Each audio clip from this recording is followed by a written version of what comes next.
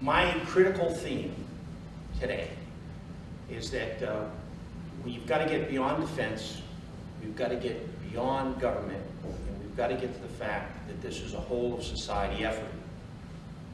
As Don was mentioning, that he's like his grandfather humping that ammo at Taro. My talk today is just going to demonstrate significantly the demand signal, the requirement, not the desirement, for that to happen if we are going to deal with what is coming our way with improvised explosive devices. There are no pure IED networks, and I'll get into all the networks that are showing improvised explosive devices, but there's a reason. It deals with the age we're in, and it deals with the fact that we're leaving the information age and beginning the knowledge age. That improvised explosive devices are reminding us about the fact that warfare is primarily a human endeavor, and there's an independent will out there. And across society globally, it's affecting us. And we talk about our grandfathers. And my grandfather taught me the first lesson. He enlisted and ended up with Blackjack Pershing going after Pancho Villa. And in those days, the majority of the army was on horseback. But something needed happened. My grandfather, who was a machinist right up the street here in southern New Hampshire, when he joined, because he knew about machines, the Army had just gotten Harley-Davidson motorcycles. And you didn't walk around the Army and say, hey, which one of you is a motorcycle driver? That's not how it worked. They said, which one of you can fix an engine? Well, good, you're driving this thing. And that's what he rode on, the first Harleys across the border after Pancho Villa. And we also were beginning to use biplanes. He was showing up at the same chow tent because the engines were fixed. The biplane engine and the Harley engines were fixed in the same place. And back then, you went to the field, you fixed your gear, you went to chow, you went back out there. And he was talking to these senior non-commissioned officers who were flying some of these aircraft along with the officers. And they decided to work in tandem to try to catch Pancho Villa. So one of them threw a message down in a can, and he would come up and he would signal, and that didn't work. So he had to take, he had an additional guy on a sidecar, Harley sidecar, but it turned out he needed to take the commo guy with the semaphore stuff to talk to the airplanes and the biplanes, so they got that straight. And then a guy took off his scarf, tied it around the can, and threw it out as a streamer, and he could see it. And they began to communicate. And they were the ones that got the closest to catching Pancho. And they rode into a village, and he was telling me this as a little kid. And he says, I got to the village, and they said, you missed him. He left 30 minutes ago up the road, and he said, I can catch him, I'm on a motorcycle. And the guy says, well, he's on a motorcycle too. He'd already bought Western technology. In fact, he was on an Indian. That's the picture of the Indian right there, his Indian motorcycle. He'd already bought a bunch of Indian motorcycles, so his highly active cadre could get around as they were conducting their insurgency.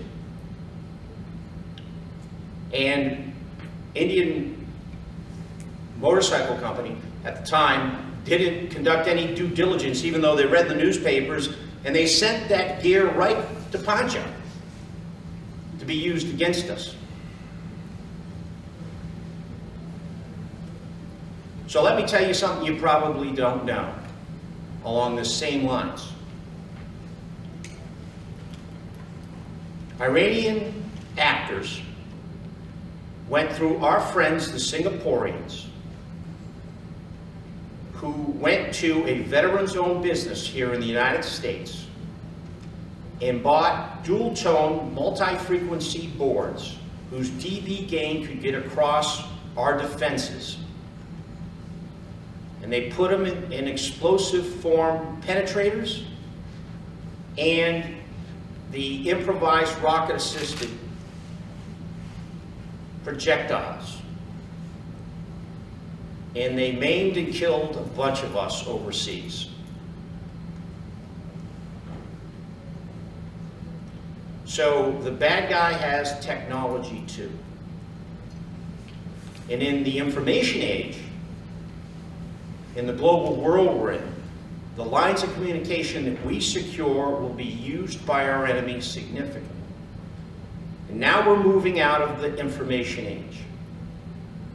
It's happening right in front of us. And we need to understand the age we're in. Jim Mattis told me two things about warfare. He says, you need to understand it's mainly a human endeavor. It's mainly a human endeavor. I think he used the word primarily. He's quoted it. And he said it all the time. And then he said, as a leader, it's your job to create harmony in that endeavor. And in the age we're in, the harmony we create between man and our technology is critical. And as we move from the age of information where the measure of the amount of information you were able to receive was the measure at which you could deal with your competitors, we're now moving to the age of knowledge. It is not good enough to get more information about your competitor or more information to compete against them. That's not good enough, because it's all about how you can learn quicker than your competitor. The age of knowledge is getting there, and that's the demand signal.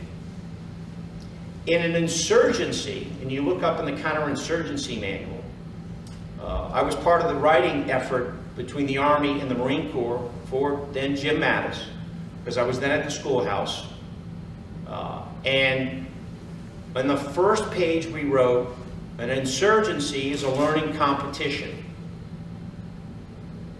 So even though insurgency was upon us decades ago, it is going to thrive in the age of knowledge. Because the lines of communication that we secure for our center of gravity also create the lines at which the competitors that we deal with when it comes to national security can thrive, unless we trump them and how rapidly we learn. And a lot about what I'm going to talk about is going to introduce some of the dynamics using the improvised explosive device medium concern there to show that there's significant opportunity, particularly for you here in how you do business.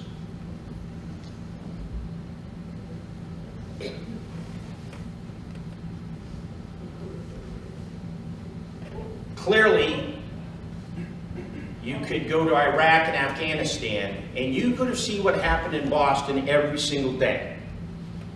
In Iraq, there were days where we'd see 6 or 7 events just like that in a single day. And a subculture showed up in these contingency areas. And they are the rock stars of improvised explosive devices. They're showing up right now in Syria. They're showing right now in Yemen. They're showing up right now in Mali. And this subculture is out there, and they are filled with hatred for the West, and they're very smart and technically inclined. And we are building a subculture, just like we built when mechanized warfare came out. We built a counter-armor subculture. We built a subculture in the Air Force regarding integrated air defenses and cutting across them. And there's a subculture that we are building in order to defeat devices, attack the network, which is the majority of the business I support, and to also train the force. And they have to be highly integrated, and we need to step up our game. Because it's coming to our society. It's creeping in. But whether or not that young man went on the internet, radicalized himself, associated technology, and used technology either to get to folks that could radicalize him, or he could radicalize himself, which, by the way, if we are going to start seeing the virtual radicalization in conjunction with the virtual development of technology, using the ubiquity of our information knowledge age networks, we've got some serious concerns. But there are other concerns. There are currently, right now, plans, for instance, for a driverless car. It's going to probably help with the energy issue. And what it does is it uses cheap 3D LiDAR with advanced computing capability. And I'm going to talk a little bit about that and what that means. But it's ready to bring that car with the explosives outside of a suicide vehicle now to your driveway. And driverless cars are going to come. There's no ifs, ands, or buts about it.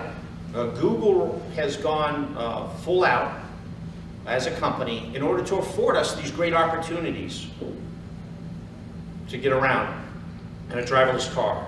And it'll be wonderful for society. But we now have to think about where technology is going to take our competitors when it comes to national security as well. 3D printing. 3D printing can print anything organic or non-organic. It can print a hamburger. You get a replicator, and it can look at whatever you want. So what they've done is they've taken parts of a weapon system, they put it in the replicator, it figures out all the dimensions, and then it applies advanced nylon thread, and it 3D prints, called additive manufacturing, and it reprints that weapon system. There's no reason why we're not going to see the 3D printing of explosives to resemble this podium someday. They'll print the podium. They'll print that part that can explode. They'll integrate the wonders of our cyber world into it, and they'll throw them against us. That is going to come. Because we're dealing with an independent will that, if we haven't figured it out already, hates us. And it's going to show up, and you better respect it. We wonder if we have the capacity to take steps that go well beyond the paradigm. We have 18 and 19-year-olds right now, today, who are going on patrol again. Sometime last week, they lost a buddy. And they accept the challenge. What we need to realize is that society has to accept the challenge.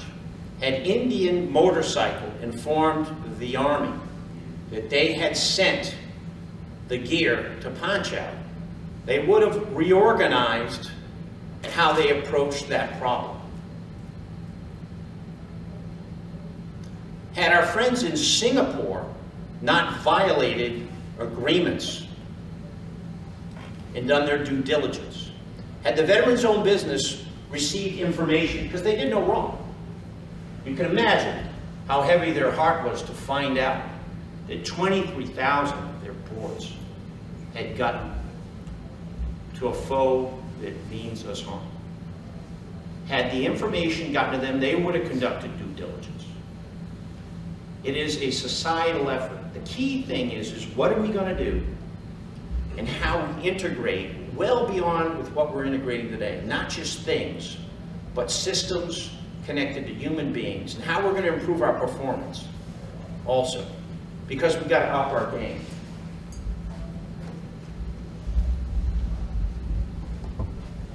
As I said, there's no pure ID networks.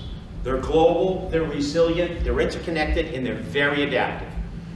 They react very quickly. As soon as you come up with a solution set, they change. They do so because they are well wired together using gear that we're making, or gear that folks are copying off of the gear that we're making across the globe. The lack of due diligence between us and our friends is very significant. We have terror networks that sow IEDs. We have proliferation networks that sow IEDs. We have drug networks that sow IEDs. We have criminal organizations that sow IEDs, like the Los Zetas right on our border, that are conducting an insurgency as we speak, right on against our border. And they can go and interact with that subculture, those rock stars, either symbiotically, by just going to a website like Inspire and say, hey, this is how you go in and you make a very simple ID, and someone says, well, see, they didn't use technology. They use technology to hide themselves in the ubiquity of the internet to communicate. They use technology to get parts through FedEx.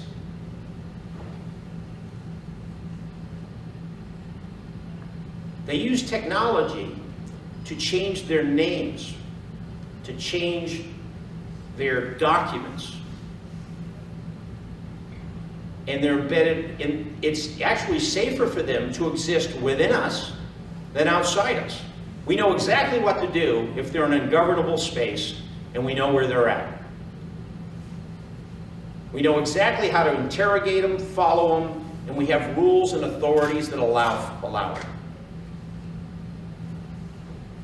The best place to hide is here. We've got to recognize that, because their chatter says so anyway.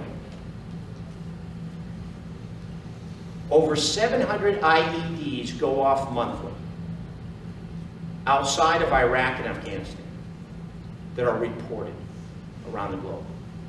And that's reported. The majority of these things go off in ungovernable spaces that have no reporting.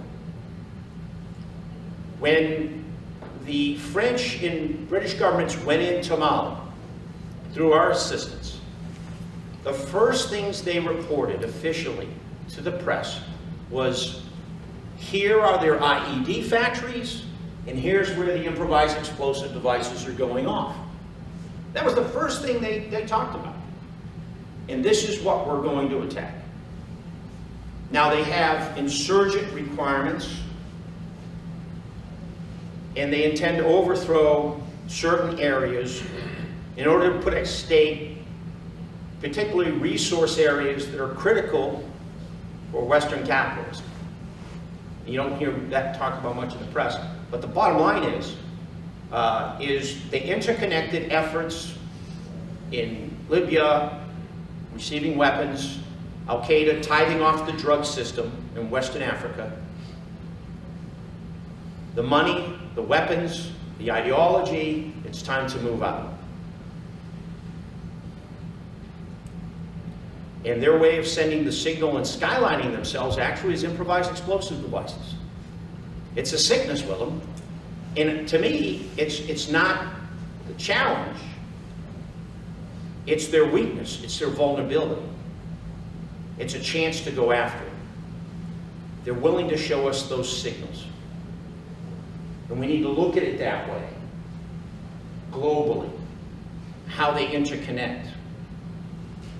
And we've got to organize our ISR in conjunction with our decision capacity on a global front. When you think DGS sites in the Air Force, you should be thinking about how we organize this information in relationship to our different sensors. Those sensors should also be able to get you through another problem's integrated air defense, because it's really all about a network and how that network operates. Both networks are going after and using technology. So this issue of, well, do we put money here, or do we put money here or there? I believe we just got to get really busy and create the harmony necessary to put value added and have all this stuff be able to deal with the competitors in this knowledge age, and they're both going to the same place. They want to learn quicker than you. And we want to make sure that we figure out the vulnerabilities in that in order to take them down and ensure that we can continue success. It's important to integrate critical elements, and this is what Attack the Network has learned.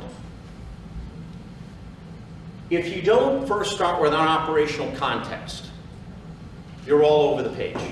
You have to go to the leadership in defense, certain commanders that are well forward at the tactical level, at the operational level at combat commands, and at the national level, and you've got to engage them to understand their priorities.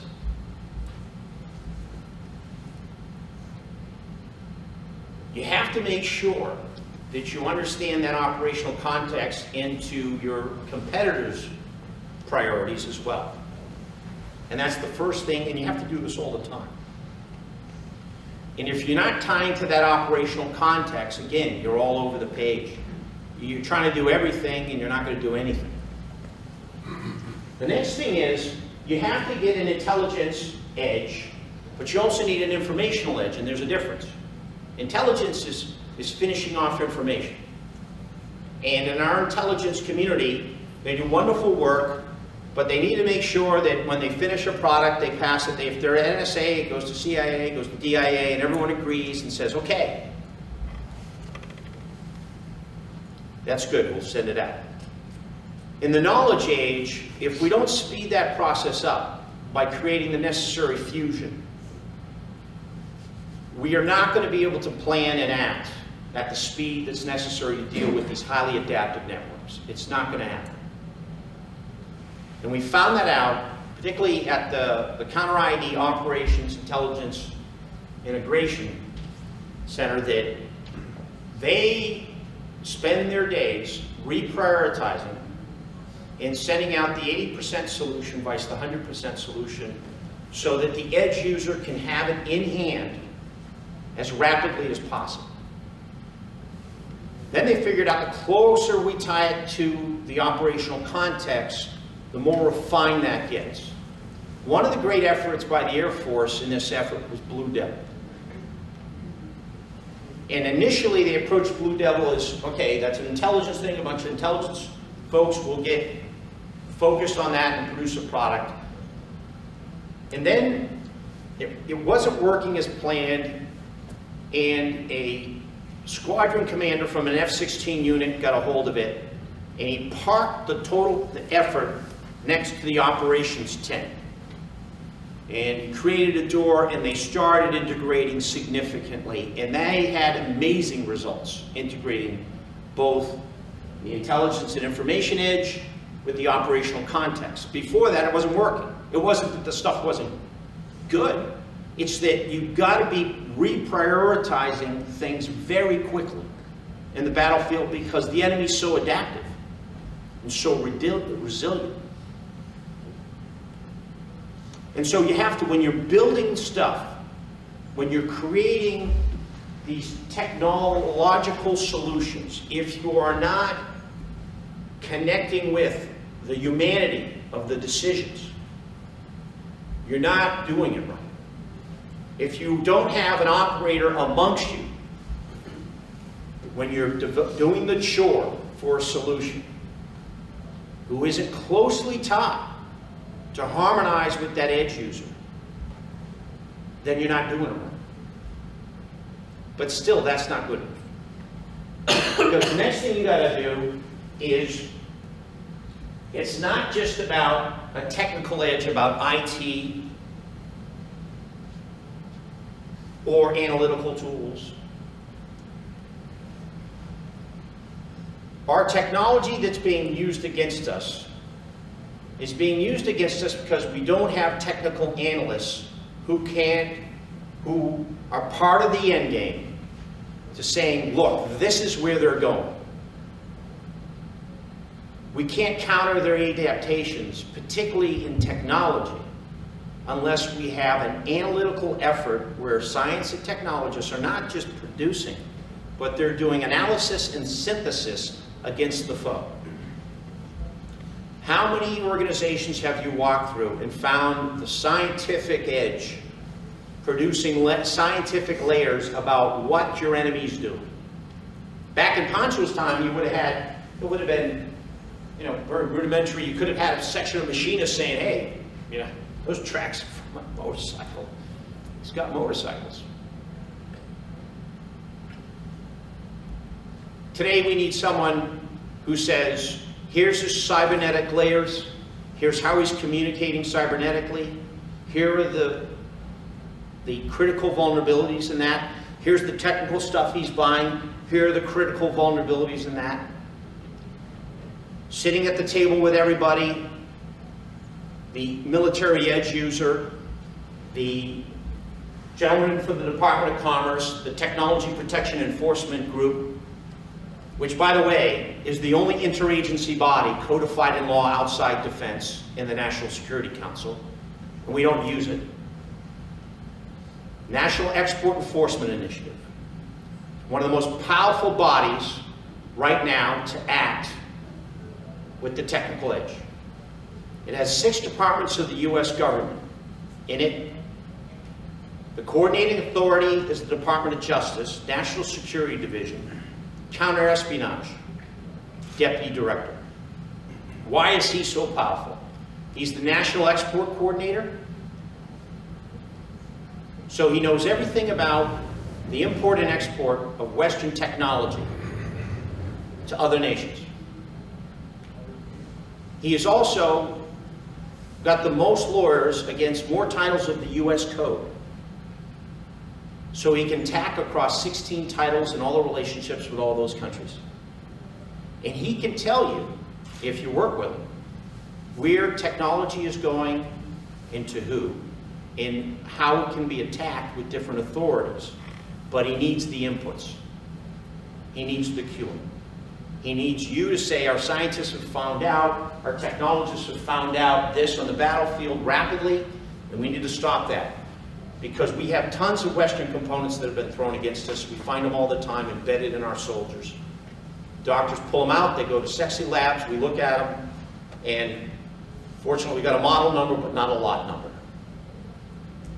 But if we went to the Technology Protection Enforcement Group and said that particular type of stuff has got to be now demanded, that the law change that they show all lot numbers and they be tracked, then they will be. And the enemy will go elsewhere. But eventually we'll seize the initiative. That's what we're talking about greater integration. And lastly, training and education. There's a huge training effort, but as we're talking about critical thinking skills in all of this. And if we're not educating, particularly at our war colleges, our joint professional military education phase 1 and 2 for our military, and our different type of schools across government, and societally with our law enforcement community and other folks, if we don't educate them about what's coming and how to think critically about it, we're not going to be able to integrate together. You can train people on what to do, but this is a problem. You got to teach them how to think. And in the knowledge age, it's all about who thinks quicker. And as we go in that knowledge age, we should be providing the systems so that folks can learn quicker than their competitors, share information better, so that learning can expand across society. And it's a tall order. It's a different paradigm. The chore is this. The chore is illuminating vulnerabilities in time and space. And it's like a Seurat painting. Seurat painted with those dots. And if you don't sit at the focal point, you can't see the patterns of the painting. So we have all these layers that need to be fused together, fusion.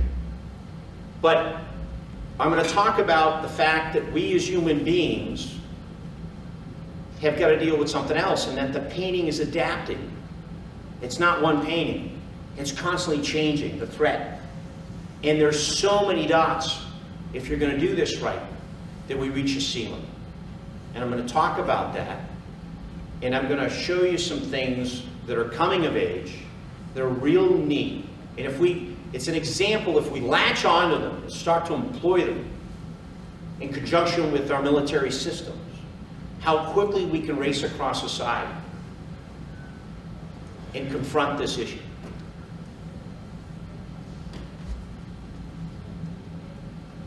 Okay, Moore's Law. Moore's Law, for those that don't know about it, is that our computing power doubles every 2 to 4 years.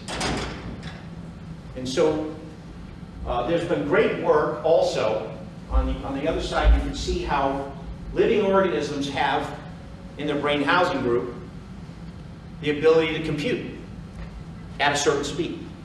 That's been measured over and over again. And you can see this graph shows Moore's Law, our computing power. That means the average personal computer is one day going to reach brain speed. Now, I was at Carlisle. I was sent up there. They're having the big science and technology conference, and I sat next to a SEAL friend of mine from the boat school. We saw each other at the conference. I said, "Why are you here?" And he goes, "They made me come."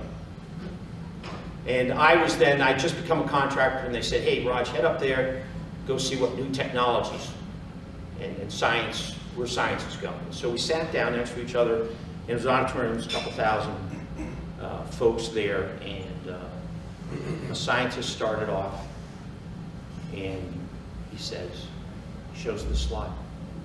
He says, "Ladies and gentlemen," and he was talking about robotics, "I'm here to announce that we are going to reach brain speed not in 2035, but now in May of 2032. And everyone started clapping.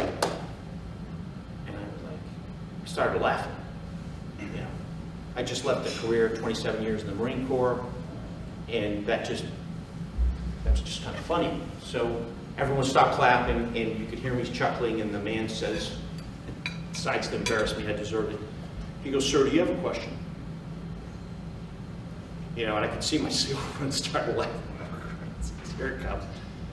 And I said, "Well, what are you saying? Are you saying Hal's going to be here in May of 2032? And nobody in the room laughed.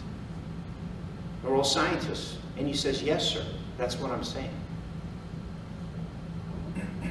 He was very serious about where they're going with computer speed, and that they wanted to get there, and that they were going to get there. And then he went on to show his robots, and they were the first robots that went against IEDs in the field. And at the end, he had a slide, and it was a robot in parts. And he said this was robot number 1, and unfortunately, he got taken out by an IED, and all the scientists were going, "Oh my God, it's terrible." And I thought, wow. And what it was in a very strange way, they were beginning to introduce the fact that in order to confront this issue, we're going to have a greater harmony between where we're going between man and machine. Because those robots are saving a ton of lives right now. They just used them in Boston, dealing with the IEDs. But we've got to ask ourselves, how do we create the necessary harmony? And there's some neat things happening, some new paradigms. Because here is the chart, the new one. I deal very closely, I've had the opportunity to deal very closely with the national labs, particularly Livermore, Sandia, and Los Alamos, which are now called, they were called the National Nuclear Security Agency labs. And through an act of Congress, a few months ago, they became the National Security Labs, which means that they are more focused on defense than ever before. And because they have a team run by a gentleman named Steve Brumby, a scientist, Nobel level, no doubt a Nobel level effort, where they are going to reach and exceed brain speed in about 4 years. And it's the Roadrunner effort there in blue, up top. But more important, what they're able to do with those computer speeds through some other innovations is they're beginning to self-structure visualized data. Now, what does that mean? There is an effort by IBM that went out to defeat the human being beyond the chess game. And it showed up in Jeopardy. And initially the computer lost, and then now the computer wins all the time. And what it's doing is it's using advanced algorithms to do basically statistics and deliver an answer quicker than a human being. But if we were to look at all the, it deals with contextual data, all the contextual data in the internet, if I was to say the podium represents all the contextual data, excuse me, all of the internet data. Contextual data, if I pull a hair out of my head and lay it on the top, that's what represents contextual data in relation to the internet. The majority of it is visualized data. Naturally, when you save a picture, it takes up a lot of megabytes, doesn't it? Well, between acoustic signature and visualized data, that is the data. That's the societal data. And right in Boston, when they faced off against that IED, what did they need to do? They needed to race across the visual data to create the necessary cues in order to begin the forensic challenge of going after that network. The sensors you build here, the platforms you build here, the connections you make here to the warfighter to race across the signatures and visual data are critical and will become even more critical. The neat thing is that we are seeing at our national laboratories the opportunity, along with some other things, if you integrate them right, to take it to the next level. Because there's an opportunity to race across the visual data, because they're beginning to self-structure it today. They went immediately to the Boston Edit. We'll see what comes out of it. And they took 3 days prior to the event as well as days after the event, and they're racing across it with Roadrunner right now in a fresh start based on our work with them, and then they're applying it to that effort. And they're going to probably have an opportunity to say, wait a minute, was there a greater network looking at these folks? Because frankly, a lot of times when you radicalize somebody, there's another effort watching over their shoulder to make sure they're going to commit their act. Or whether or not they'll squeal. And when you are going against these threat networks, if you're not doing that as your first step, you're not doing the chore correctly. But the opportunity in technology for us to say, wait a minute, in cloud computing, if we prioritize the bandwidth and the effort based on the fact that we have this event and we're very concerned of, or we have somebody overseas and that guy that's going down that road we need to slew. We put the operational context and priorities very close to the technology, close to the intelligence information, and we do this right, we can start really cutting across these networks. And we can do it also because new things are coming. But let's take it a step further. Not enough. We're looking at that Surratt painting of all those cues. And we as human beings reach a threshold. There's another law called Metcalfe's law. Metcalfe's law says the power of the network increases by the square of the nodes. So the more we, in an exponential fashion, expand the nodes out, the greater chance we have in learning That's the power. The problem is we as human beings get to an assistance point, and we know this because some psychologists, he's done it for living organisms. We've got the human being, and 150 nodes on average is too much. After that, we need advanced analytical tools and advanced processes. And that's why it's not just about sensing. If you're not integrating your sensing with the fact that you're reaching a human threshold, well, what are you going to do about it? This is when we put our tools into motion on that side. And we scale them accordingly based on your understanding of what that person in the loop is going to do. And if you're not thinking about that, like Blue Devil didn't think about that, and then they had to, you know, kind of put some stopgaps and improvements, put it close to operational context, and they got rolling, then good things happened. And everything you do, that has to be done, at a minimum. But even though we're advancing machines and we're suggesting those machines can exceed our capacity, is that sufficient? Well, the Air Force doesn't think so. And what they did was, there was an effort, and I'll show you the graph later, at looking at neuroscience and how we can improve human performance. The problem is as we look at the brain in neuroscience, we're lagging behind. Now keep in mind, I showed you the graph when we're not going to be lagging behind. But even though we have lag time, the delta between what you're thinking and measuring it in relationship to your mission set is closing. And if we can stimulate that delta at the right time to improve learning, then we can also improve human performance. And the Air Force went and took the science and technology and research, and they applied it to UAV pilots first. And they reduced, on average, the UAV pilots, they had, they had those that had the sham stimulation. Non-invasive, transcranial, direct current stimulation in conjunction with what they're doing at the time. With a little bit of lag time, because we're not there yet. And they reduced UAV pilot training in half by upping performance. Now, they've been doing this for neurological disorders for decades, with no physiological concern noted.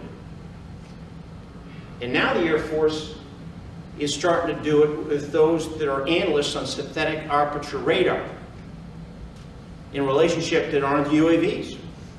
Because that airman is trying to look at a bunch of nodes, that Seurat painting.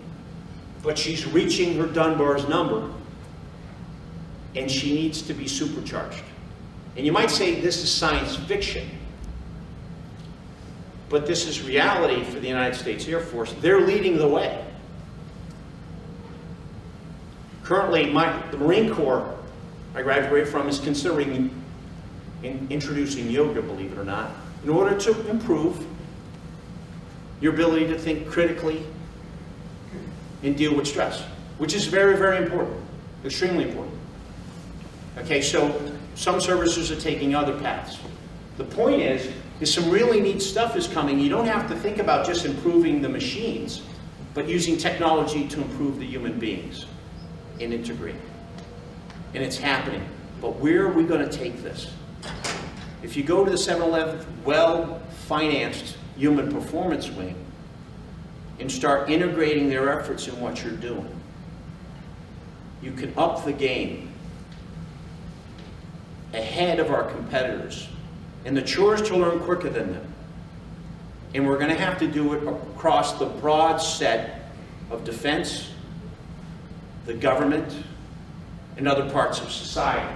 Right now, in the gaming world, you can buy the same effort, a little cheaper, and in order for gamers to up their game, they're starting to do this. And you can only imagine that our competitors are going to see this, and they're going to get to it. The neat thing about it is, It's just fairly willy-nilly in comparison to the fact that there's a delta between how your brain is really thinking and how you're being stimulated. And it's just generally across the cortex. And so we tested it on IED. This is the last slide. And there's the improvement in performance. The red were the active ones, the blue were the sham. We did the training, and you could see the improvement for those that tied, infused technology to the human to create a better harmony.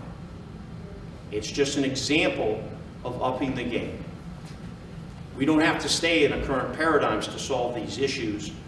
And industry, in these cases, were the ones that stepped up to the plate initially. Thank you.